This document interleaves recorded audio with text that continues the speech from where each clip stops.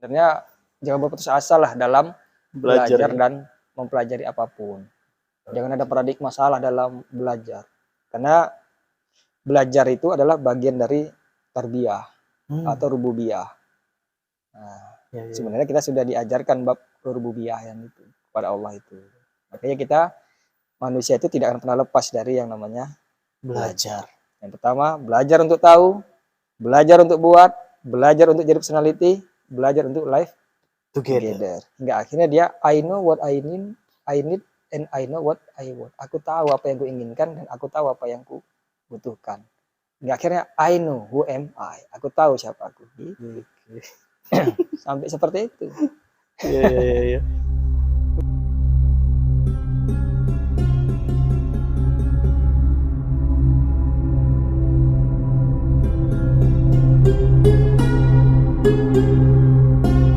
Assalamualaikum warahmatullahi wabarakatuh. Selamat datang di channel Mukhtalifun Alwan, channel yang berupaya untuk mencari solusi dari segala bentuk problematika kehidupan kita sehari-hari, tentu saja melalui Al-Quran. Pemirsa, pada video kali ini kita kehadiran bintang tamu ataupun narasumber yang cukup fenomenal ya. Langsung saja kita sapa beliau. Assalamualaikum. Waalaikumsalam Pak Azril. Aku agak-agak gimana gitu kalau dipanggil bapak ini. Kalau bahasa-bahasa Medannya sogen kali aku. Apa kabarnya bang? Baik. Seperti biasa baik. Masih ngajar bang? Masih seperti biasa. Belum ada yang berubah dari kemarin. Masih biasalah, alhamdulillah masih ngajar. Dan sekarang pun masih belajar. Masih belajar. Belajar dan mengajarkan gitu nih ceritanya nih ya. Iya. Kayaknya Adam kali nih. Iya. Mengikuti sunnah Adam ini. Oh iya ya. Jadi jangan jumpa Hawa lah, bisa diusir dari surga. Bahaya nih. Bengkok pula tuh ya kan. Jadi libur lah nih ya bang?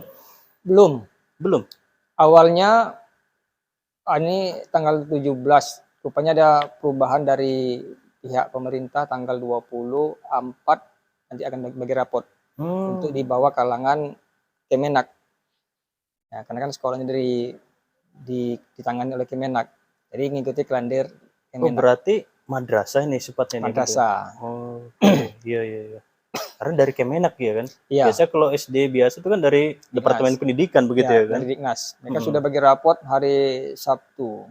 Jadi ini persiapan menjelang bagi rapot perpisahan lah, macam perpentasan apa gitu. Oh gitu ya. Lagu-lagu gitu. Jadi ngisi. Supaya ada hiburan begitu ya. Ada kenangan lah. Ada kenangan untuk anak-anak itu. Iya. Jadi tahun ajaran baru ada metode baru bang? Sebenarnya metodenya itu metode lama lah. Ini metode lama. Boleh nih kan bang, sedikit-sedikit berbagi ya kan, mana tahu nanti ada untuk yang di rumah begitu bang. Boleh. Untuk pemirsa mana tahu ada metode baru kan. Karena ini kan tahun ajaran baru ya kan, nanti kan masuk ke depannya kan. Mana tahu.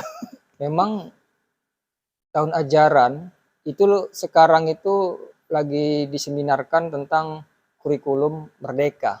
Kurikulum merdeka? Iya, oleh pihak pemerintah Dinas Pendidikan Republik Indonesia. Kalau dulu kan dia kurikulum 13. Sekarang mau disosialisasikan apakah ini mau dilanjutkan atau tidak, tapi sudah diseminarkan. Sudah. Jadi para kepala sekolah, dewan-dewan guru itu diundang untuk mengikuti kegiatan itu, yaitu kurikulum merdeka.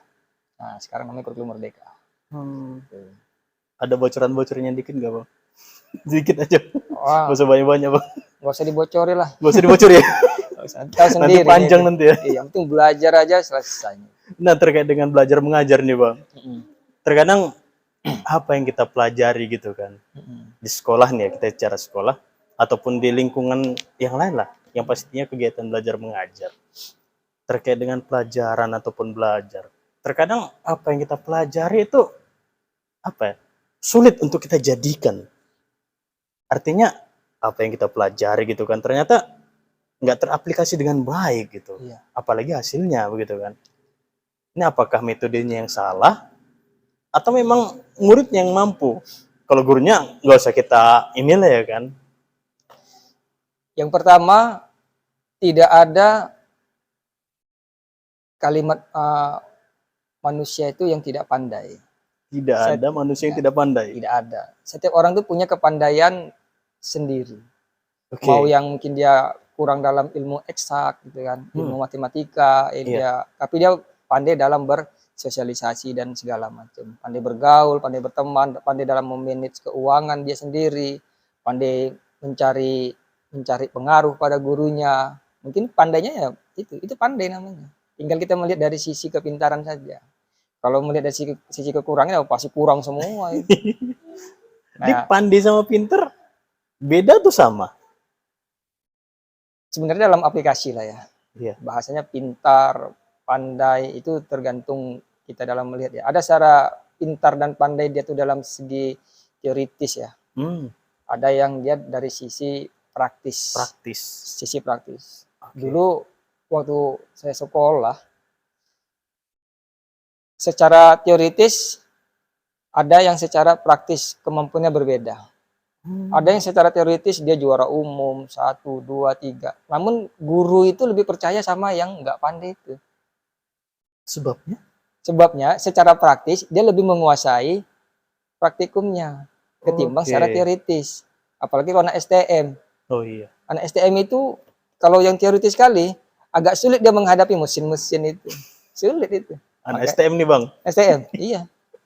Anak STM gitu, begitu dia belajar di depan bendanya itu, dia belajarnya ya di situ, nggak di buku. Itu lebih cepat dia. Betul. Kalau mungkin dia menguasai ilmu mesinnya, tapi ilmu menggambar tekniknya, ilmu apanya yang lain teoritis, dia nggak menguasai. Tapi sisi lain di teknik itu yang menguasai. Nah, begitu mau ditampilkan, dikompetensikan, dipertandingkan dengan sekolah lain, pasti guru itu kan memilih yang praktikum itu. Iya. Pasti di situ. Nah, sebenarnya dari fenomena itu ada beberapa yang bisa kita ambil pelajaran. Metode-metode seseorang dalam belajar. Kalau saya membagikan itu dalam 4 metode. 4. Kalau saya secara umum ya. Cukup 4 loh. Kalau saya cukup 4. Cukup 4 ya. Yang pertama, learn to know. Learn to know. Belajar untuk tahu. Belajar untuk tahu aja dulu. Ya, terserah mau tahu apa dia terserah. Penting dia belajar untuk tahu. Dalam hal apapun. Dalam hal apapun. Ini yang kita sukai atau bicara akademis? Itu terserah. Oh terserah ya. Okay. Yang kedua nanti kita jelaskan. Yeah. Yang kedua learn to do. Learn to do. Belajar untuk berbuat. Dia belajar untuk berbuat apa yang dia ketahui. Apakah perbuatannya itu sesuai dengan yang sudah dia pelajari atau tidak? Nah gitu. Iya. Yang ketiga learn to be. Belajar untuk menjadi dirinya, menjadi personality. Apa yang dia pelajari, ya dia menjadi amalan dia atau perbuatan dia dalam kehidupan sehari-hari. Baru yang terakhir, learn to live together. Bisa untuk hidup berdampingan, hidup bersama dari segala sisi, dari segala aspek dan lain-lain. Oke, kita bahas satu-satu. Learn to know. Belajar untuk tahu. Hal yang terbaik yang dimiliki manusia itu adalah dia mau tahu. Mau tahunya itu yang paling tinggi. Anak-anak dulu, dia mau tahu macam mana caranya memasak, dia main masak-masakan. Hasilnya, dia bisa masak.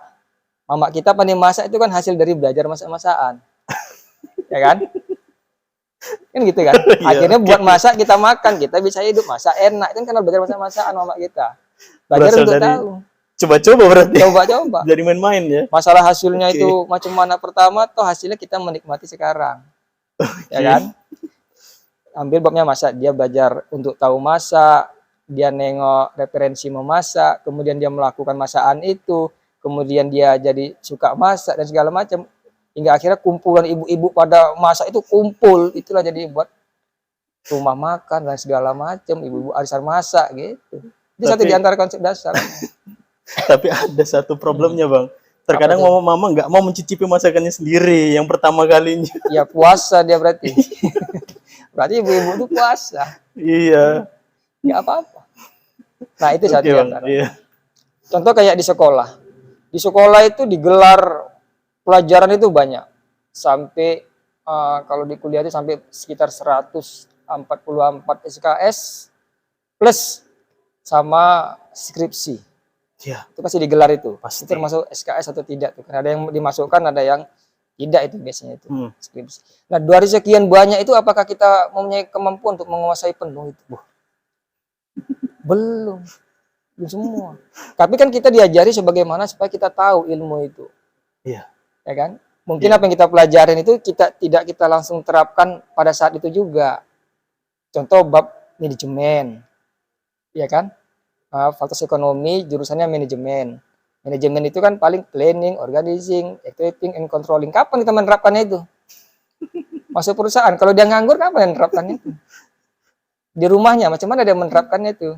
Iya. Nah, jadi yang pertama itu adalah belajar tahu aja dulu. Cari tahu sebanyak-banyaknya itu. Jangan sampai bosan, apalagi tidak mau tahu. Apalagi tidak peduli, apatis. Itu tidak boleh. Hal yang bisa merusak orang dalam berpendidikan, dunia pendidikan adalah tidak mau tahu. Sama dengan dia sudah mematikan potensi dasarnya yang sangat kompetitif, bahwasanya setiap manusia itu adalah makhluk yang paling pintar. Tuh. Saya sepakat kalau itu. Sepakat? Sepakat. Iya, manusia adalah paling pintar tuh. Paling pintar. Mana coba bandingkan manusia sama kucing, pintaran kucing. Ya kan? Pintaran kucing. Iya. Pintaran manusia. Nah. Mas Adri nggak setuju dari kucing, manusia berarti. Itu tandanya sudah deal bahwasanya manusia paling pintar. Gitu. Ya kan? Ya. Satu. Dari sisi tertentu manusia punya kelebihan, dari sisi tertentu manusia mempunyai kelebihannya masing-masing. Itu nggak bisa kita pungkiri. Mungkin dari sisi A dia punya kompetisi kemampuan A. Nggak usah kita paksakan dia harus jadi kayak kita. Enggak. Dia cukup dengan jadi dirinya sendiri. Itu lebih baik. Misalnya Pak Azril kompetisinya di mana? Misalnya. Saya apa ya? Saya lebih suka menggambar sih. Suka gambar. Ya sudah gambar aja. Semua sisi bisa digambar. Nggak ada masalah. Ya, orang di situ saja. Tuh. Artinya ketika kita mencintai satu materi ataupun pelajaran, ya udah kita tekuni aja pelajarannya itu begitu. Iya, sukai. Sukai. Itu sukai sama dengan memiliki apa yang. Contoh kayak sekolah kita kan banyak pelajaran itu. Apakah semuanya kita sukai? Belum tentu. Wah, matematika paling dibenci tuh. Jujur aja, orang membenci matematika. Tapi begitu kita gelar ilmu matematika di depan anak-anak itu, mereka lebih suka. Itu pernah di anak-anak SD itu kan. Begitu dibilangnya kalau matematika itu pelajaran killer itu. Tapi begitu kita bentang matematika, mereka penasarannya lebih tinggi. Itu yang menariknya itu. Ada sesuatu yang tidak disadari dan itu harus kita berikan. Nah, fenomena anak-anak itu mengalami peristiwa itu juga menjadi pelajaran bagi guru itu. Makanya nanti guru itu antara murid, entah siapa yang ngajar, entah siapa yang belajar. Kadang guru itu belajar dari murid. Iya. Kalau nggak ada muridnya dia kan nggak belajar dari perkembangan dan bagaimana tentang kognitif anak, afektif dan psikomotorik anak. Kan dia belajar dari situ pasti. Nah, jadi sebenarnya setiap manusia itu feelingnya adalah belajar. Nah, gitu satu. Kalau nggak mau tahu berarti mungkin dah itulah. Iya.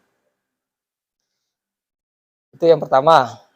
Yang kedua, learn to do. Belajar untuk mempraktekkan apa yang dia ketahui. Pelajari. Dia ketahui ya. Apa yang dia pelajari, dia bisa mempraktekkannya. Pada saat kapan? Mungkin dia mempraktekkannya itu tidak pada saat itu juga. Mungkin setahun yang akan datang atau 3 tahun. Setelah dia selesai tamat sekolah, baru dia bisa mengaplikasikan ilmu kimianya, ilmu biologinya, ilmu fisikanya. Kayak anak SMA, belajar kimia. Macam mana mempraktekkannya? Tentu dia akan di laboratorium. Itulah praktek dasarnya. Pasti harus punya bahan praktek. Pasti di sekolah ada tuh kan? Ada. Kimia pasti ada laboratorium kimia. Ada laboratorium fisika. Atau kita bilang laboratorium MIPA. Ya kan? Matematika dan ilmu pengetahuan alam. Itu di USU ada banyak. Di Unimed ada juga. Dan kita kalau masyarakat umum kalau mau belajar ke USU itu bisa.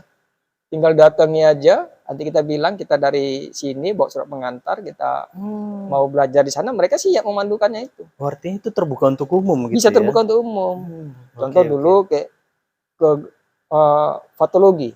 Oh, patologi. Patologi. Kami pernah ke sana, bawa dan minta surat dari desa keterangan bahwasanya adalah masyarakat punya program supaya masyarakat itu mengerti bab patologi. Udah, tinggal belajar. Ini bayarlah kita sama orang itu. Oh, Mana mungkin gratis itu. sewa alat lah gitu ya? Iya, dan mereka siap untuk menjadi gurunya. Oh, kita didampingi oleh mereka begitu. Iya, nggak ada masalah itu. Artinya apa? Pendidikan di Indonesia cukup baik. Itu dia terbuka untuk umum. Sudah welcome. Jadi kita untuk mempelajari ilmu patologi nggak harus jadi mahasiswa. Masyarakat aja datang ingin belajar gitu kan. Iya. Nanti kita ajukan datang ke sana, mereka siap mengajarkannya. Itu sudah terbuka itu. Ya, itu satu di antara sistem terbaik yang dimiliki oleh Negara kita Indonesia. ya. Medan itu juga. Luar biasa. Itu. Baru tadi belajar untuk berbuat. Contoh, kayak anak STM. Kapan dia berbuat? Mempraktekkan ilmu tekniknya, katakanlah sepeda motornya itu. Kapan dia melakukannya itu? Ketika keretanya rusak pastinya. Ketika keretanya rusak, ya kan? Iya. Ya kan? Orang kalau membetuli kereta pasti pilihnya tunggu rusak itu kan. Pasti. Pertanyaannya, betulkah tunggu rusak baru bisa diperbaiki? Ah, gitu kan. Seharusnya seorang mekanik itu untuk mempraktekkan ilmu teknik mesinnya, sepeda motor itu nggak harus tunggu rusak. Kadang kereta itu dirusaki dulu. Dirusakinya, ada anak-anak itu, kereta yang bagus itu dibongkari dia, kemudian dirakit dia. Untuk apa? Untuk menguji kompetensi dirinya.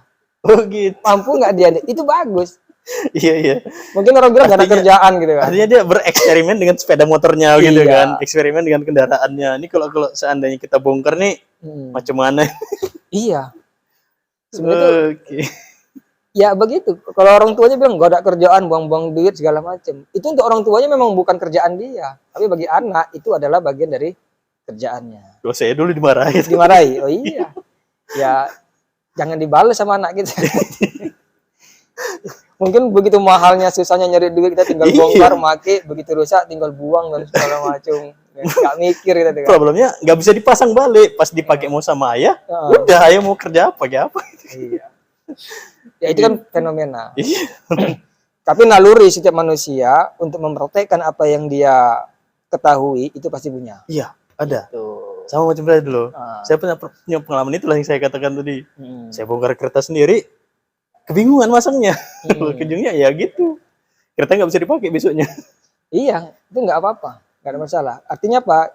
Kan bisa dievaluasi. Ternyata kemampuannya tingkat bongkar, kan nggak ada yang hilang. Nah, minimal bongkar bahannya nggak ada yang hilang. Nggak ada yang hilang. Begitu dirakit nggak ada yang rugi, nggak ada yang untung. Ini maksud rugi sama untung, bautnya berlebih gitu. Bautnya berlebih, komponennya berkurang gitu. Artinya apa? Naluri orang mencari ilmu dan mempraktekkan apa yang diketahui itu satu di antara kepintaran yang ada pada diri manusia. Oke. Tuh. Baru learn to be. Di sini dia. Artinya apa?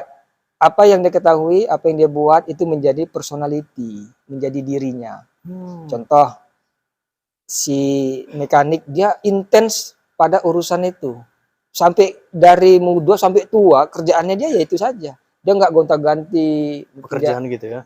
Iya, dia nggak ini nggak cocok, pindah sana, pindah sini, pindah sana, pindah sini gitu kan. Kalau yang seperti itu namanya belum jadi personality terhadap sebuah urusan itu. Tidak fokus pada satu titik. Kalau bolak-balik ganti sana, ganti sini, ganti sana, ganti sini, itu artinya apa? Tanpa disadari sebenarnya dia terputar pada titik yang sama dalam jangka waktu yang lama. Dia tidak pernah jadi apapun. Kayak orang berbisnis gitu kan, kayak orang jualan, ya kan? Dia fokus pada jualan. Satu hari untung, besok nggak untung. Satu hari laku banyak, besok kurang laku, bahkan nggak laku. Langsung berparadigma ini nggak prospek, nggak menguntungkan. Seharusnya jangan. Iya. Tinggal macam mana caranya merangsang konsumen itu untuk melirik barang kita. Iya. Gitu. Nah, kalau jualan, contohnya jualan ya. Macam mana caranya kita memasarkan barang kita? Yang pertama adalah bagaimana caranya kita memberitahu kepada konsumen, kepada masyarakat bahwasanya kita jualan. Macam mana caranya? Ya keluarkan jualannya di pinggir jalan. Walaupun akhirnya jualan kita itu adalah menjadi alternatif terakhir bagi mereka. Oke. Itu nggak ada masalah. Nah, kan nggak mungkin mereka nggak beli barang kita itu. Pasti dibeli juga. Kapan? Ya nanti. Penting kita harus yakin aja. Gitu. Jangan nanti satu jualan, nggak prospek, tiba-tiba jadi mekanik, nggak prospek, tiba-tiba jadi gini. Itu lenje namanya. Nggak Iya. jelas, nggak jadi personality. Gitu. Nggak ada mental wirausahanya. Nggak ada mentalnya. Nggak boleh. Seharusnya kalau dalam belajar itu belum jadilah menjadi kepribadian. Hal yang privasi sama itu kan yang kepribadian. Itu. Baru learn to live together. Nah ini Bisa ini belajar baru untuk saya hidup bersama. Contoh antar mekanik di Medan ini ya, itu ada persatuannya loh. Di Facebook itu Oh, ada gitu. komunitas mekanik-mekanik. Itu di Sumatera Medan. Utara gitu. Sumatera Utara ada itu. Nah, mekanik itu ada itu. Contoh kayak kompetensi tadi ya balap kereta, tingkat daerah, tingkat nasional atau tingkat kampung itu ada itu. Artinya apa? Dikompetensikan dalam rangka untuk bisa hidup bersama itu.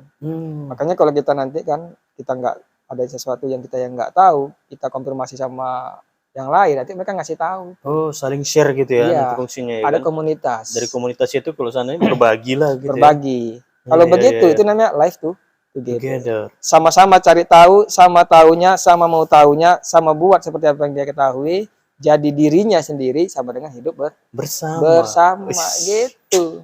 Paten kali. Ya kan? Iya. Kalau nggak jadi. Jadi learn to live together itu kapan tercapai? Nantilah terserah. Apakah 10 tahun, 5 tahun gitu. Oh, nggak ada batasan waktu Nggak ada untuk yang batasan. terakhir ini ya. Jadi belajar itu tidak ada yang instan. Dan belajar itu tidak ada batasan.